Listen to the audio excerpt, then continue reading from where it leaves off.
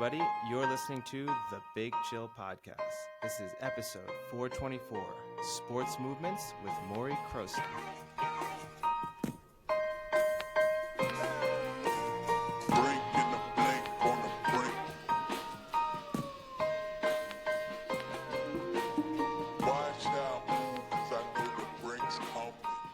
Hello, Big Chillians. Welcome back to the Big Chill Podcast. I'm Frank, joined as always with Eddie. Eddie, how are we feeling? Yeah, pretty much fully recovered. No, everything's good now. All right, well, I'll see you later. I mean, I don't know what else you want me to say. You asked me how I am. I said everything's fine now. But yeah, obviously, for anyone tuning in, we obviously have our interview later on in the episode, follows the usual format. So we have that interview kicking in around 30 to 45 minutes into this, but do stick around for the conversation beforehand. Yeah. But if you are a fan of the word biomechanics, prepare to be amazed at how many times we can say the word biomechanics in an interview. It's true. Yeah. I mean, the focus of the interview is obviously we were happy to have the opportunity to speak with Morey Croson to talk about, his company and the work that he's doing into helping athletes with their biomechanics. So very interesting discussion. It touches on a number of different sports and also a few tips that can help just everyday people, even if you're not striving to be an elite athlete. So yeah. It's a good discussion. A little spoiler alert. Yeah. You've got weak feet. Me? No, everyone. Oh, everyone. You mean the listener? Yes. You probably have weak feet. And that's why you can't walk properly. I mean, my takeaway from the interview was my feet are the only thing that's stopping me from being a Super Bowl winning quarterback. I think that's a pretty good assessment. I'm just going to work my feet to the max for the next year. To the bone. That's what I've heard about Kaepernick. That's why he's not getting looks by NFL teams. They've seen his feet and they just look really weak. Is that why he started kneeling? Oh. Couldn't take the load on his feet anymore. Couldn't help yourself. I mean, you set me up. I couldn't not do it. I don't know if I necessarily set you up. All I said he's got weak feet. Yeah, so it was obvious that I had to. For a guy who's famous for kneeling, you're making a joke. You chose him. You could have chosen any number of athletes who have lost jobs over the last 10 years. Well, there aren't many that are very public in trying to get back into the NFL. I mean, there's the USFL going on right now. That's an entire league dedicated to people striving to get back into the NFL. I was going to say, Johnny Manziel, he clearly has weak feet. There you go. No jokes to be made about that, not at least in relation to any political or social movements. He's got a strong liver. Yeah. Well, probably a weak one now. Switching gears a little.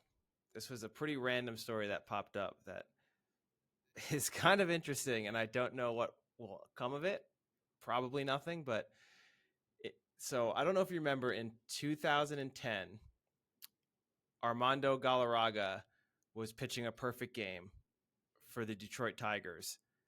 And then on the final play, well, what would have been the final out, there was a throw to first, and the runner was called safe, but he was clearly out. Like, it was one of the worst ump calls in a long time. It was like almost a full step. I don't know if it was a full. It wasn't a full step, but yeah, it was. Wasn't close. It was a pretty bad call. Yeah, it was a bad call. Yeah, I mean, yeah. And the umpire actually admitted to it after that it was the wrong call, which is pretty rare for umpires to ever admit anything. So 16 members of the Monmouth University Law and Society course and their professor, a retired New Jersey Superior Court judge, have submitted an 82-page document to the MLB commissioner to make the case that Galarraga's addition be added to the list of perfect games by Major League Baseball. Yeah, and I think this is really stupid. I know he is in favor of this. I'm not necessarily of this particular legal action, but I know he believes he should be added to the list of perfect games. I actually think this is one of those situations where his sort of imperfect perfect game makes the game itself more famous and relevant than it would have been had the right call been made. So it's one of those weird ones where I think you'd rather maintain your status as having pitched kind of the perfect game with one additional out, knowing that everyone recognizes the achievement anyway, than have it, you know. And I just think, I think I don't want to use the slippery slope argument. Those are always stupid, but I do think this, how far back into a game would we have to go to look for the error, to think that someone was robbed? I understand the argument here is that it's so clear the game would have been over, the perfect game would have been obtained.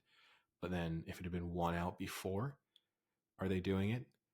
I don't think you can. I think this is a very special circumstance where the game is over had the correct call been made. I agree. And we talk about this all the time, right? With football is like the classic example. Had they kicked that extra point 3 minutes into the first quarter, they'd be tied right now. And it's like, no, because the game has changed because of that. But had this call been made, nothing changes afterwards because the game is over. So I think there could be a case. I don't get it. Like, why do people expect sports to be perfect? This is the bit I don't understand. It's part of the reason why I don't like VAR. When did we think that sports needed to be perfect? This didn't actually change the outcome of the match itself. It only changed a sort of somewhat meaningless statistical, classification that fundamentally only a handful of people involved should even care about. It had no impact on anyone's career aside from the umpire. If you really wanted to really think about it, I don't understand. I don't. Let me counter argue. Why is it that in only sports a decision and a ruling is final and you can never overturn it or change it if after further review it's clearly a mistake?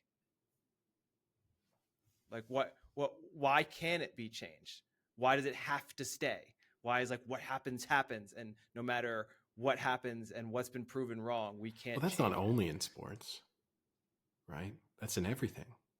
I think in most things in life, if there's a clear or obvious error, people will go back and change the error. If they can. But and I think it's sports, if you can. But why can't you here? Because something else happened afterwards. Do we change the batting average of the guy who got out on the next play? Do we change the fielding statistic on the player who makes the play in the next game, in the next play? Do all of those people, you know what I mean? Like, what had happened? Play out this scenario. I thought you were going to feel the dreams here. Play out this scenario. Say, and this obviously didn't happen, but say theoretically the guy who had come out for his next at bat had hit a home run. Say that guy was one home run ahead in the all-time home run lead. And then now you go, oh, no, now we're making a perfect game. And sorry, as a result of that, your at bat does not count. You know what I mean? Like, and I know that's not the scenario, but I just don't understand. But it's not the scenario. So if nothing else changes because of this change, why is it so difficult to make that change? But everything changes. Nothing changes. Everything changes. It changes. I mean, it made Galarraga more relevant. He doesn't really want. I mean, he wants this changed. He doesn't really want this changed because I can't name the last. As soon as you mentioned this, I knew exactly what game you were referring to. I can remember exactly what the out was like. I can remember the reaction of the players on the field. I can remember everything about it. I cannot remember in my lifetime any other pitcher throwing like a perfect game or a no-hitter. I can't really remember any of those moments significantly. I can remember David Wells being a Yankees fan. But you know what I mean? Like he's established, he's put himself into a different stratosphere almost by having this happen. He doesn't really want it changed, because if not, it would be like, hey, remember like a while ago when that guy threw that perfect game? Yeah, that was pretty cool. But that doesn't actually happen as often as you'd think it would. Was it in like the World Series or something? No, just a regular season game. Were they good? Like, yeah, they were all right. End of conversation. Cool. Do you remember the last perfect game thrown? No. Case in point. And I say this as someone who remembers a lot of things about sports. I mean, I would rather put it this way: I'd rather speak to him about his imperfect perfect game than any other pitcher who's thrown a perfect game or a no hitter. Like, that would be a more, if I had to have someone sit down next to me in a bar and I have to kind of realize who they are and then talk to them about stuff, even though I'm sure he's spoken about it endlessly. So that there's that argument where it would just be boring for him. But like, that's who I'd want. So again, I don't know if really he wants it changed. He can't put the genie back in the bottle on this one and then just go back to the guy who achieved the thing he should have achieved. Sometimes you're better off failing. Oh, I think for him, this has worked out better, for sure. Yeah, no doubt. But no, I mean, the really big news coming out of the UK was the All England Club decision to ban Russian and Belarusian players from Wimbledon, with the headline obviously being Daniel Medvedev, number 2 in the world, will now miss out on Wimbledon, but a host of other talented players also missing out. Sabalenka on the women's side, probably the one with the strongest chance of making, sort of featuring in the second week of Wimbledon, but Rublev also on the men's side. It's a controversial decision. Djokovic has called it crazy. Djokovic came out and said that as someone who was a child of war, he understands the impact that it can have on individuals in their countries, but that he doesn't think that he feels it's, whenever politics gets involved in sports, it's always a bad thing. I don't know totally how I feel about it. Yeah. I'm the But I same. I understand. mean, we talked about it previously, right? When we were talking about Dominic Hasek saying that the NHL should ban all Russian players from playing in the league. Yeah. Yeah. And it's kind of one of the things we discussed is it's tough to take it out on individuals who may associate as being from Russia, but may have the same viewpoint that many of the world has on Russia, and they're in a situation that they can't speak up because they have family that they're scared for, or family members and things like that still in Russia. I mean, it's tough to take it out on individuals. And then is there a line do you draw if there is a Russian player who is very vocal about their dislike for what Russia's doing? Then is he or she allowed to play then? Like, it's I don't know how I feel about taking it out on a player. But so I don't think, I think this is important. They're not taking anything out, right? I mean, that is not the intent. It's about, so from Wimbledon's perspective, they argue that they understand the significance that Wimbledon holds within the sporting world, and it's about sending a message. So I think their argument would be that the players themselves are unfortunate victims within this, but what they're trying to do is to reinforce the message being sent back to Russia about how the world views what they're doing. And I think Wimbledon, if you were kind of taking their full spin on it, would hope that actual Russians back in Russia would see this, and even though they're being fed, the Kremlin's propaganda and being told that this is a special operation and not an actual invasion or a war, and that very few people are dying, and all these things, and that they're there to stop Nazis, that they would see this and then maybe start to question, well, hold on a second, if this is all that's going on, why are our athletes being prevented from playing in Wimbledon? So I think that would be Wimbledon's argument. So it's not about punishing Daniel Medvedev. That's a very English spin you put on that, Wimbledon. I mean, I think that's their logic. Now, I think the counter to that is, if you did want to talk about the impact, the kind of way it can be spun, is that part of what obviously Putin is doing is trying to make it seem as if the West in particular and NATO countries are anti-Russian. And so you might be playing into his hands in trying to say, hey, look at this. They're not even letting our athletes compete in tennis tournaments anymore. They really do hate us. So, you can spin it either way, but I understand where they're coming from. I do think it's a very complicated situation.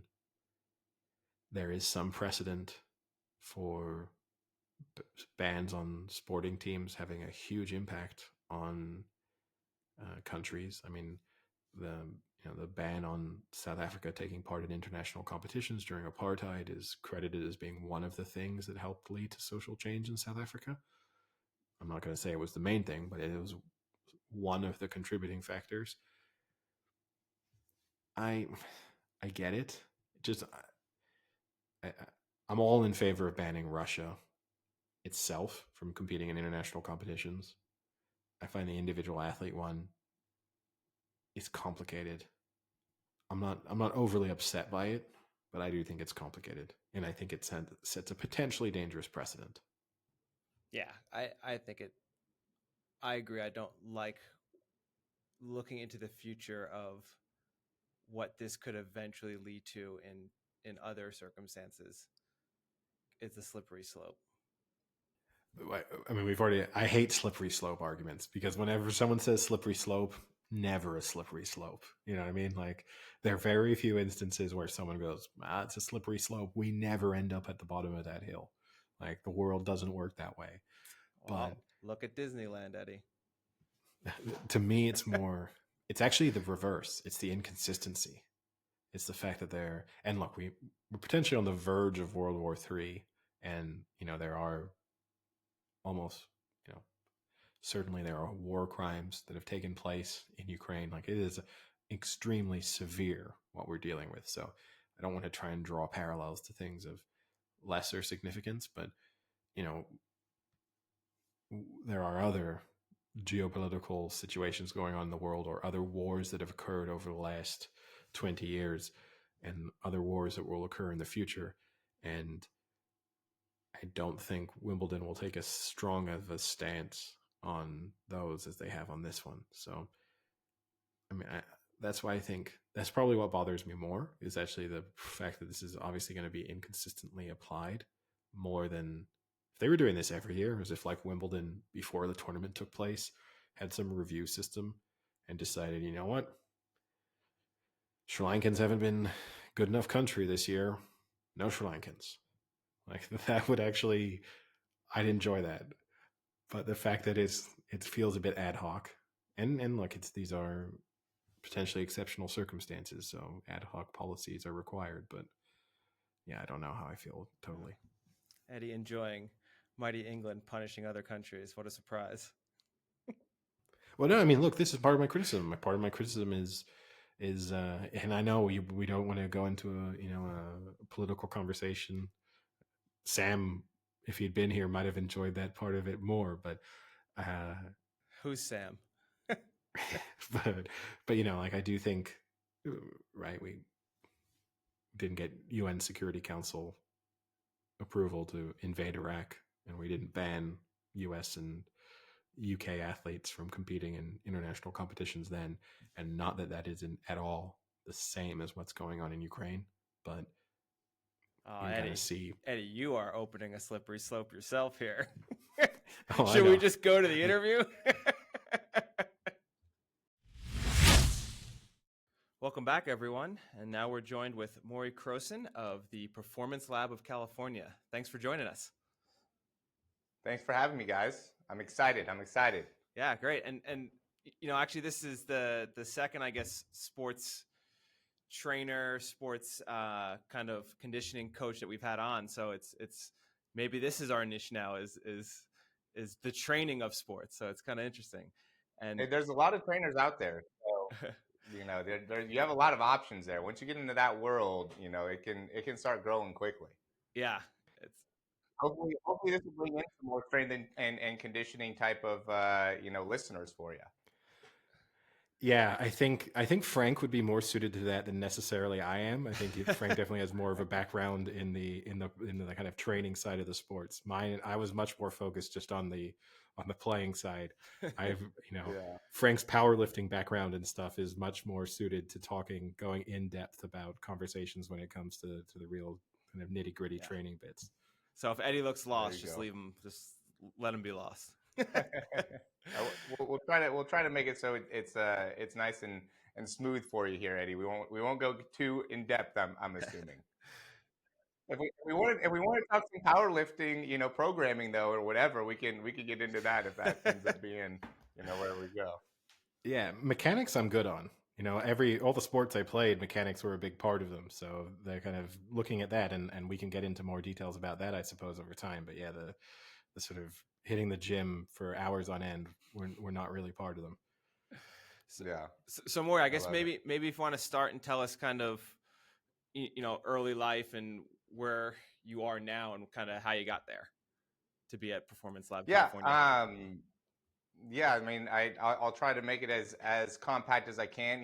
There's a lot of different places that we could end up going, with that. But my dad's a football coach, and so I was always kind of brought up around the whole sports community, right? When you have and he's a pretty good football coach as well. They won city titles and state championships, all that type of stuff. So and when you're in that, you always are kind of wanting to be able to kind of be like your dad or kind of follow in his footsteps in a way. I'm the only boy, right? I have a sister, and so that is even more, I feel like, of what kind of pushes you towards that direction. And I loved it as well. So growing up, I played football. I mean, I played a bunch of different sports, and one of the things that he would always talk to me about where he felt like there was a big separation in his teams and our preparation going into games had a lot to do with the strength and conditioning side of things. He got affiliated with like an East German track coach when he was like in the early 90s, and he showed him a lot of stuff that has to do with the progressions and regressions and when to push and when to pull back and when to max out. And so in the early 2000s, he was doing all this stuff with football teams, and the competition we had was just not even on the same level.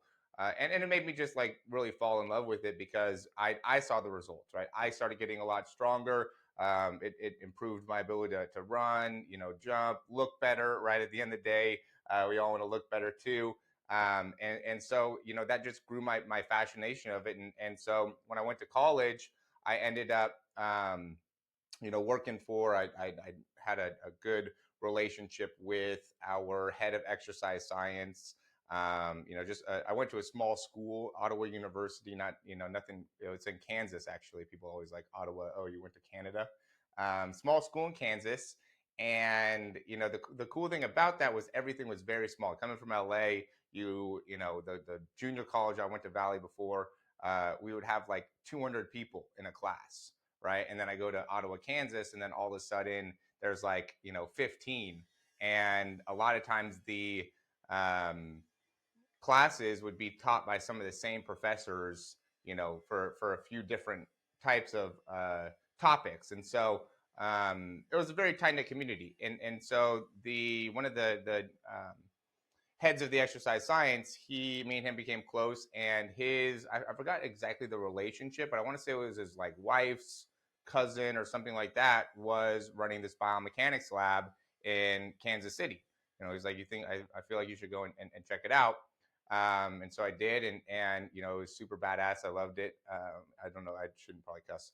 And so I thought it was great, and I asked him to intern. If I can intern there, start to learn more about what's going on. How can I, help in any way? And like, yeah, we'll interview you and everything. And so I ended up interning with them for, it ended up being about a year altogether, but it was supposed to be 6 months.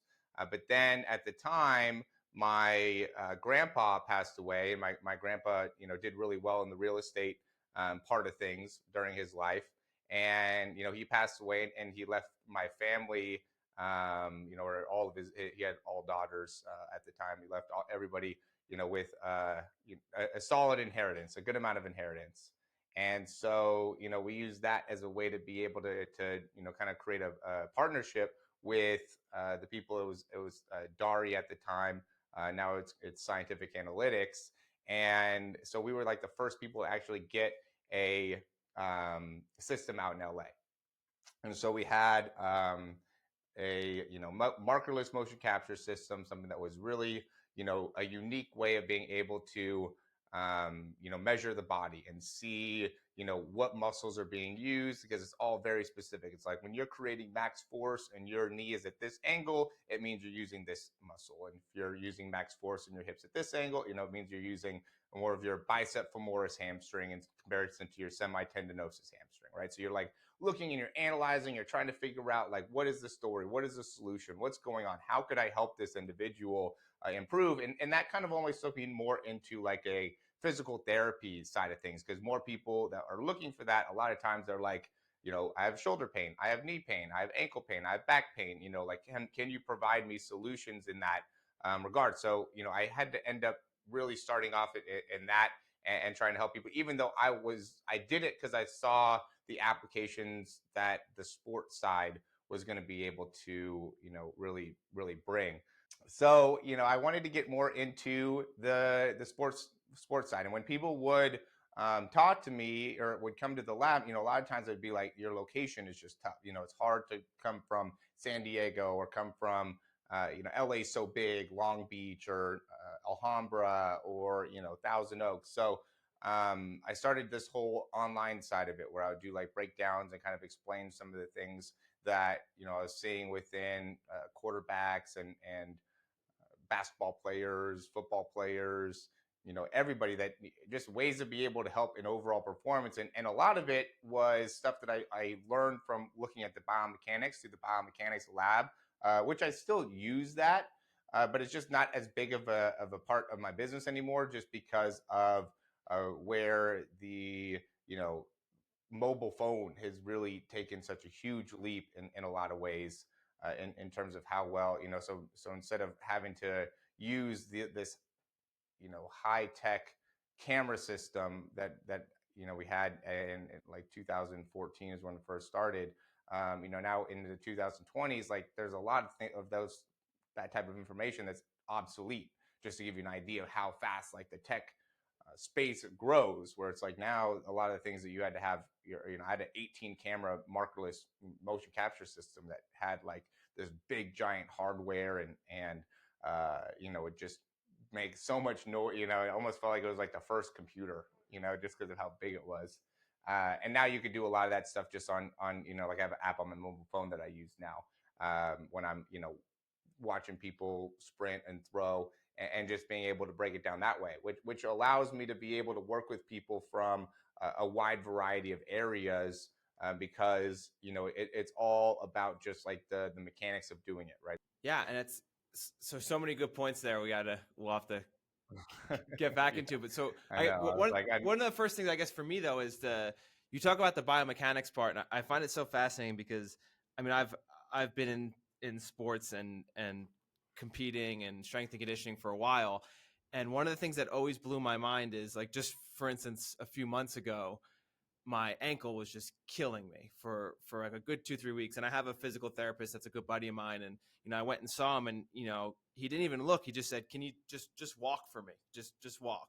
And I was like, all right, fine, and I walked, and he's looking at me and he's like, did you have like an injury like a few months back? And I was like, yeah, like I hurt my other leg, my groin a little bit. But he's like, well, what probably happened is you hurt your groin, you overcompensated, you adjusted, your mechanics of walking and running. Cause I do a ton of hiking, and he said, your body probably just overcompensated. And before you knew it, you didn't give your body time to kind of get back and readjust once the injury was done. And now you're overputting it, on your other leg now. And it's crazy. The biomechanics of it, I think, is something that has been overlooked for a really long time. And for me, I guess what's interesting is then on your end, are you more interested in, let's say you have a quarterback, are you more interested in having his throwing motion be the perfect mechanical throwing motion, or using your data and your systems you have to kind of strengthen the muscles and the tendons and everything that need to be from his mechanics?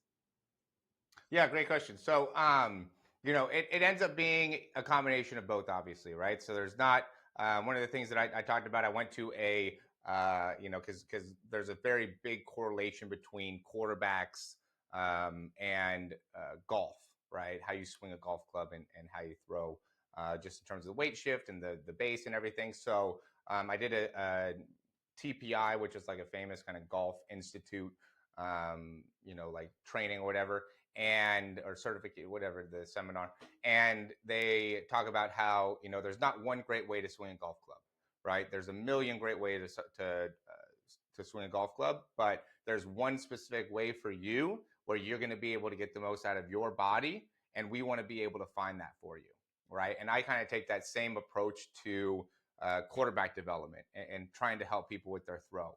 Is like, how can we help you be able to find the right way for you to be able to utilize your body, right? Because I don't think that there's one perfect way to throw the football, or else we would see that with all the different quarterbacks. But when you really slow down all the different quarterbacks, Patrick Mahomes is different than Josh Allen, who's different than Tom Brady, who's different than Russell Wilson, because they all have different limb length and different, one legs could be longer compared to the torso, or the size can be bigger, the hands are bigger, right? There's different people that all go into different frameworks. And so, and the first thing you have to be able to do as a athlete is establish balance, right? Is to establish adequate range of motion, is to be able to establish adequate stability and control through active ranges, right? And so we could talk all day about the mechanics and how to effectively shift your weight from one leg onto another leg.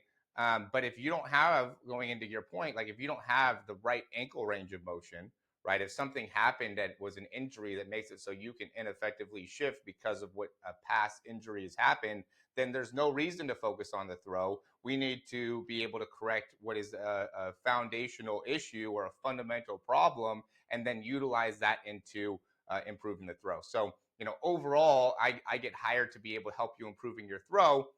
But if I see something that is specific where it's like, hey, we just need to work on your ability to weight shift, or, a big part of what I say within the program is I do like a personalized programming within it where I'm establishing ankle range of motion, shoulder range of motion, right postural strength, right neck position, the ability to stabilize within the core, and being able to add that in with effective mechanics, over a period of time is where you're going to see the greatest results, in my opinion. And so, that's where my priority ends up being.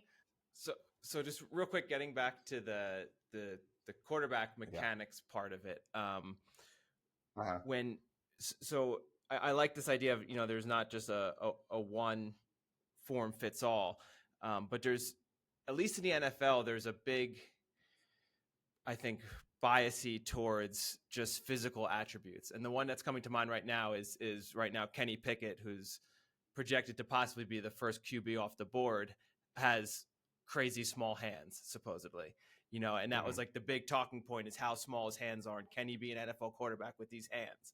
And how much do you think those physical attributes can actually contribute to it? Or do you think as long as you have the mechanics to overcome them, then it shouldn't be an issue? Like, do you think there are kind of set limitations on a quarterback kind of needs to be this tall or have this long arms or this hand size or anything like that? Yeah, I mean, yes and no. Like I do think there's a potential for it being an issue with not having big hands. Just because it's harder to grip the ball, right? And that makes it so it's a lot harder to be able to get the ball out of your hands quickly, which is something you got to be able to do, to play at that level, right? Like when I go and work with quarterbacks, a lot of times I'll go and take somebody like a Josh Allen. And I mean, I've done it with basically all the quarterbacks. Kenny Pickett's even one that I've done in the past. But, I'll go and I'll kind of compare, like, this is what you're doing at this stage in comparison to what, the best guys are doing, or this is how much time it takes for them to get the ball out of your hands compared to where you're at. And so, I do think some of those physical attributes definitely matter. The chances of you being an NFL quarterback at 5'8" are not great, right? The chances of you, being able to throw the ball, over 60 yards with, small hands and being 5'10" are not great, right? But that doesn't mean that it can't be done. And so there is that side of it as well, where it's like, confidence, belief in yourself, belief in your ability, that kind of obsession towards the game and learning the game and learning how to take care of your body and use your body in the right way. Like there's kids that you come around that it just like, this is just a different type of guy. He has the talent, he has the work ethic, he has a hunger for learning, has a hunger for getting better, like understands it on a different level. And I think that is more of what it is than, a bigger hand or a, certain height. And obviously you're working with athletes across a range of sports and across a range of their own natural physical talent level and abilities. But are there any common trends in terms of areas where you have to address, where maybe kind of naturally, just even as a physically gifted person, you just don't, it's kind of an area someone has to put real thought into to be mechanically efficient? Yeah, your feet.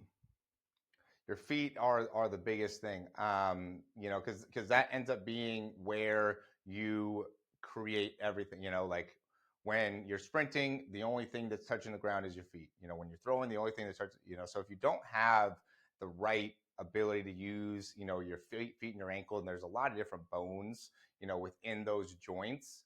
And so if you're not able to use that correctly, or, once you start having sprains or, problems like that, and you don't properly address them, that ends up really, really having a negative impact long term. So, I'm just like the PT you talked about it. I mean, you don't even have to come in and have an issue. I'd have you walk. Like I want to just see how you walk from the start, because it's like, how can we make an effective impact on you if we don't understand how you move, with your feet? And when I'm watching people do, lifts and workouts, it's like, I'm always watching their feet. And then from there, you can see what happens within the knees and what happens within the hips. And then, being able to correct it. And it's really hard too, to make changes in the feet. Like you can change your knee position, or your spine's position or your head position. But when you're trying to land, with your feet, it's a lot more difficult to be able to make changes, especially for people that have like, the beginnings of bunions, right? Or have had, flat feet for, 18 years of their life. And now it's like, okay, well, we need to kind of reestablish some of these patterns that you've developed. It makes it a lot more difficult because the balance has already been established, right? The way to control within the hips have established. And so, and then you take one of those guys and they're like, yeah, I want to play in the NFL, or, I want to run against the fastest people in the world. And it's like, you really set yourself up in a bad spot there, because there's people that have gone through 18 years of their life with, effective biomechanics in their lower bodies or within their feet. And then you're gone 18 years with an ineffective pattern. And so now we have to be able to, change all that up, which I think makes a big difference. So, I know when I have kids, like I'm going to be making sure they got good ankle range of motion, make sure their feet are good, their toes are good, like that's going to be my thing for sure. Because once that's all good, that's a solid base, then, everything else should be, you can kind of correct some of the other stuff, but the feet, it's tough. So that would be your top tip for any listener out there. If there's one thing they should be working on, it's kind of getting yourself feet, like an ankle roller or whatever it is. Yeah.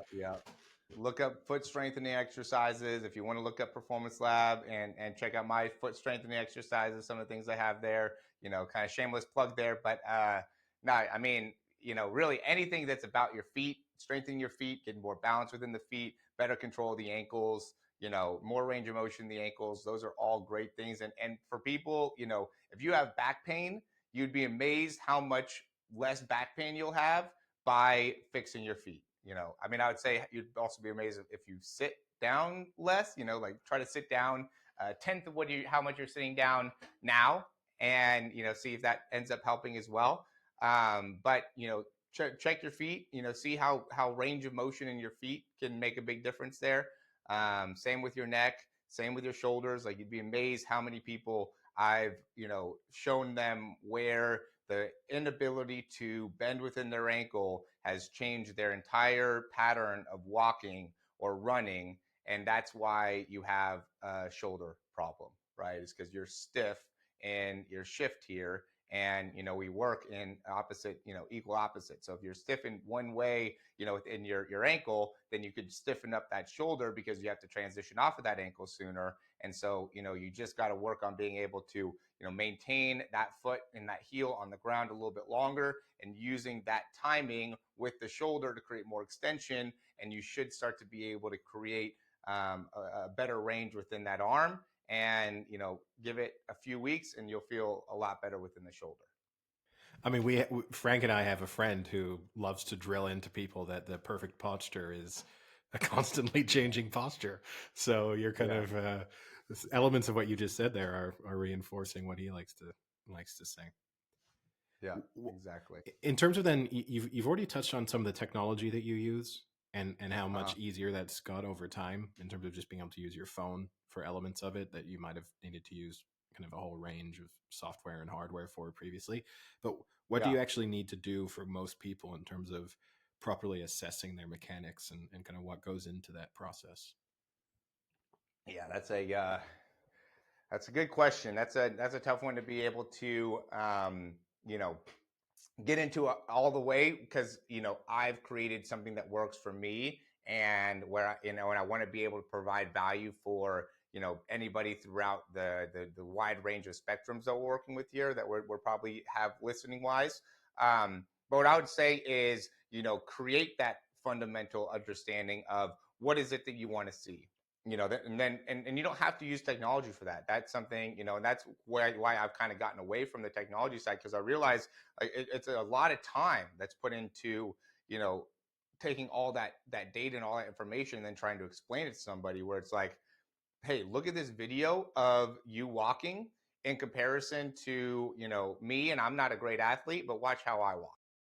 I had a question kind of relating to the NFL, but not really. But I think it was last year, 2021, there was a huge uptick in the NFL is calling it like soft tissue injuries.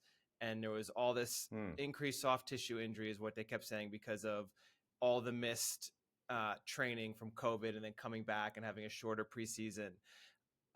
What is your take kind of on injury prevention, especially in professional sports?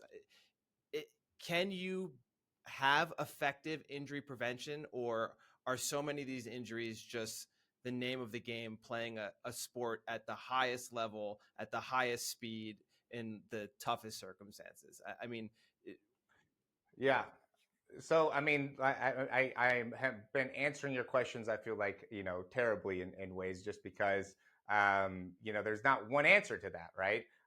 The more you drive, the more likely it is you're going to get a speeding ticket, right? Or the more likelihood there is for you getting into an accident, right? So the more you are competing against athletes at the highest level, right? The more demand you're consistently putting on your body, the higher the chance of injury, right? The more you're throwing a baseball 90 plus miles an hour, the better chance you have of having an elbow problem. So that's just the reality of it. But, are there ways to be able to resist that? 100%. And there's continually getting more and more information and data out there, that go into the rest of the recovery, the diet, the ability to hydrate, the muscle imbalances, the, body controls, how often you should be, pushing, when you should take it. And, so as time continues to go, because, that's one of the things that people within, like the sprinting industry it's like will Usain Bolt's record ever be broken? Right? Will anybody ever run 30 miles an hour? And to me, it's like, yeah, I think if Usain Bolt was growing up now, he would be running 30 miles an hour by the time he got to, his peak, right? Because the science is getting so much better and the technology. So when he was coming up, they were, I mean, you saw the documentary. He was running with sled in a dirt field. Not to say that didn't help him. Obviously, that was a great way to perform, but that's not the most effective technology. Like I think what Marcel Jacobs, the guy that just won the gold medal, and what they're doing right now and being able to teach top speed and train top speed, and they've even said that he's gotten down into the 9.4s, in the 100. And so I think that there's a lot more to come because of how much better our information is. And because of that, it really allows us to be able to, better understand the, the ability to prevent injuries and also, because in my opinion, the injury prevention side directly correlates with performance enhancement. Just kind of keeping on the mechanic side, do you think there's a sport that is currently really underutilizing like biomechanics and a sport that kind of should be looked at more in depth that's not?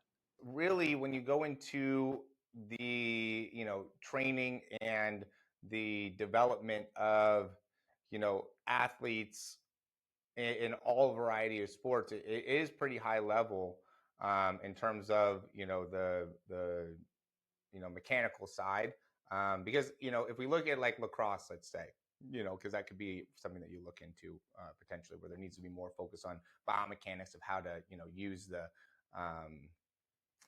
their sticks. At the end of the day, like to be great at that, it's agility, it's acceleration, it's speed, it's decelerate, it's power, it's strength. And so there's a lot that's worked into the fundamentals. And, from there, you could then implement it into, those different, sports and utilizing for those different sports. And so, to me, I think that everything is looked at, very, very well from a biomechanical perspective. More of the issue, right, is like I said, it's the education of the observer, the education of the user. I know you don't have a ton of time left, and I have one final question for you then. And Yeah. it's about, so I mean, I think back on my kind of sporting background and the role that biomechanics and the analysis of biomechanics played in each of those kind of different sports that I played. And sort of earlier on for me, tennis was my main sport. I think what tennis is in some ways managed to do in quite an interesting way is, the biomechanics of kind of swing planes and all the sorts of different aspects has become more of a feature, but it still allowed people to have quite an individual approach to their technique. And then on the opposite side of things, and then later at university with rowing, where biomechanics kind of almost the be all and end all. Like if you're, it's power plus positioning, and that's pretty much it. Like and then your mental ability to keep pushing through. There's virtually nothing else involved.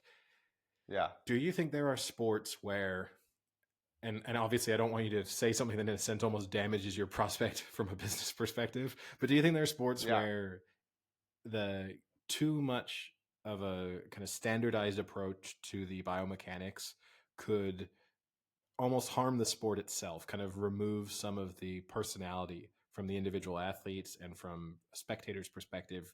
I think, and I'll say this not to influence you, I think this almost with basketball now, where like everyone shoots a jump shot in kind of the same way.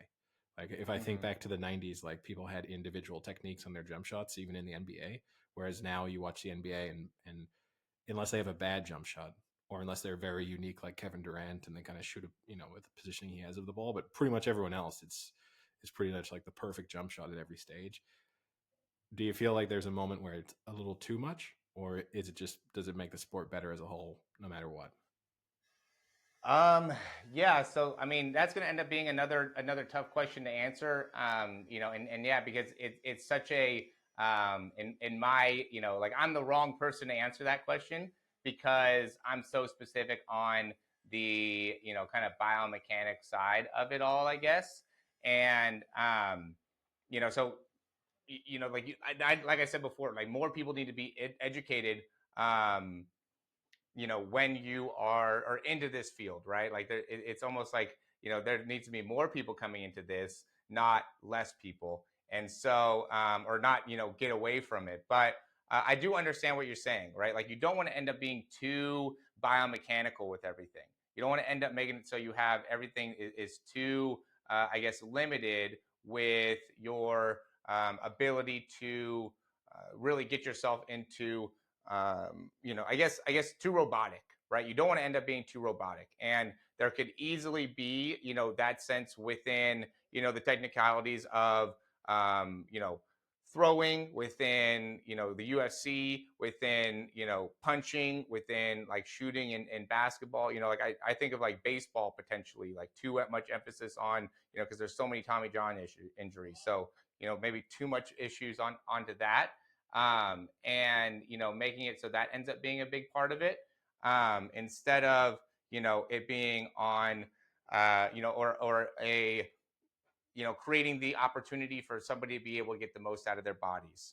So, yeah, that to me, is going to be a tough question to answer fully because of, one, I think there's a lot of people that are lacking the proper mechanics, and two, because we're in that stage right now where it's like there's such an ability to enhance and movement quality that we're not in that point where it's like, okay, now we're getting too much into just enhancing movement quality or just enhancing movement ability, and we're taking away some of the natural prowess that people have with running and shooting and swinging or punching, because we would have to start, I think, earlier on in order for that to happen. Like we'd have to have them start at like 5, right? And then it's almost like, okay, yeah, we probably shouldn't have, we shouldn't decide if somebody's going to be a golfer at 5 and only have them work on golf, because then that creates those inability to rotate properly, things like that, right? Or really anything, right? Like you can't really decide somebody's going to do something at 5, right? Other than maybe running or jumping, right? Because that ends up being but that goes into so many other things. Yeah, and I think it's to what you said before in the beginning. There isn't just one set way to throw a football or maybe shoot a jump shot, but there probably is one perfect way for each individual depending on that individual. Exactly. So yeah, that's what I would say. It's like, how can we make it so we're more effective at doing it the great way for ourselves? And that starts a lot with just those fundamentals, right? And being able to understand, balance, control, stability, the right ranges of motion, and then when we can get really great at that, and I think it's hard to be able to be overly good at balance, right? Like there's not somebody where you're like, okay, dude, you're too good at balance that you're probably not going to be good at any sports now because your balance is too good. It's like if you have really good balance at a really good age, like you can kind of transfer that into anything.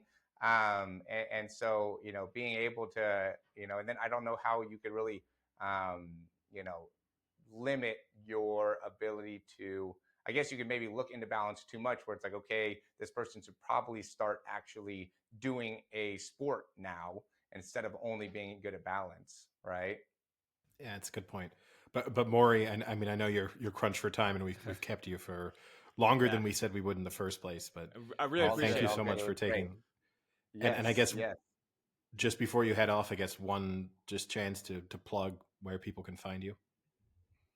Yeah, Performance Lab of California. You can performancelabofcalifornia.com. Have a YouTube channel that's that Performance Lab of California. The Twitter and Instagram, TikTok, all those things will be, with if you just type those in the search, there's different, things we had to do with like Performance Lab or underscore here, add an S in certain places or CA.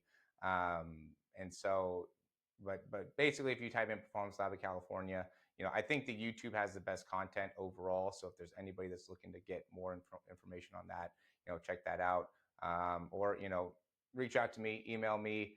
Would love to be able to talk to any of you guys if you have any questions and being able to, any of the things that we went over today would be happy to answer them. Awesome. Great. Thanks so Well, much. Thank you so much for taking the time. Yeah, thanks. Thanks for having me on. I really